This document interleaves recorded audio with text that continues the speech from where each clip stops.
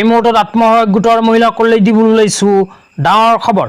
তো যিসকল আত্মসহায়ক গোটৰ মহিলাসকলে মুখ্যমন্ত্ৰী মহিলা উদ্যমিতা অভিযান আঁচনিৰ 10,000 টকা পোৱাৰ বাবে ফৰ্ম ফিল আপ কৰি জমা দিছে, সেইসকল আত্মসহায়ক গোটৰ মহিলাই ভিডিঅ'টোত ক্লিক কৰিছে যদি অনুগ্ৰহ কৰি ভিডিঅ'টো স্কিপ নকৰি প্ৰথমৰ পৰা শেষলৈ চাই থাকিব, কিয়নো এইটো ভিডিঅ'ৰ মাজত আত্মসহায়ক গোটৰ মহিলাসকলক 10,000 টকা কেতিয়া প্ৰদান কৰিব এই বিষয়ত এখন বিশেষ আপডেট প্ৰদান কৰিম।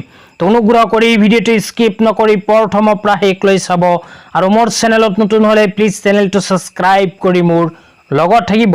তো বলক ভিডিঅ'টো আৰম্ভ কৰি এই বিষয়ত আমি বিস্তাৰিত জানি লওঁ। মোক বহুকেইজনী আত্মসহায়ক গোটৰ মহিলাসকলে কমেণ্ট কৰি জনাই আছে যে অহা 25 তাৰিখে আত্মসহায়ক গোটৰ মহিলাৰ বেংক একাউণ্টত 10,000 টকা সোমাব নেকি। তো এই বিষয়ত আপোনালোকক বিতংভাৱে জনাই দিছোঁ। তো যিসকল আত্মসহায়ক গোটৰ মহিলাসকলে মোক কমেণ্ট কৰি জনাই আছে যে অহা 25 তাৰিখে আত্মসহায়ক গোটৰ মহিলাসকলৰ বেংক একাউণ্টত 10,000 টকা সোমাব নেকি, সেইসকল আত্মসহায়ক গোটৰ মহিলাসকলৰ উদ্দেশ্যে কৈছোঁ যে অসম চৰকাৰে এতিয়ালৈকে আত্মসহায়ক গোটৰ মহিলাসকলৰ 10,000 টকা কেতিয়া আৰু কিমান তাৰিখে প্ৰদান কৰিব কোনো নিৰ্দিষ্ট ডেট প্ৰকাশ কৰা নাই।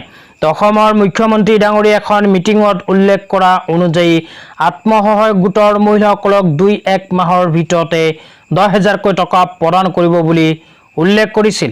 তো ইতিমধ্যে 1 মাহ পাৰ হৈ গৈছে, হয়তো অহা মাহৰ ভিতৰতে আত্মসহায়ক গোটৰ মহিলাৰ বেংক একাউণ্টত অসম চৰকাৰে সোমাই দিব পাৰে 10,000 টকা।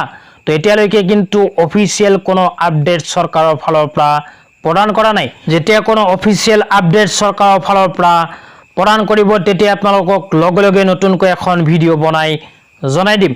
তো অনুগ্ৰহ কৰি চেনেলটো ছাবস্ক্ৰাইব কৰি মোৰ লগত থাকিব। তো আজি ইমানেই, ধন্যবাদ।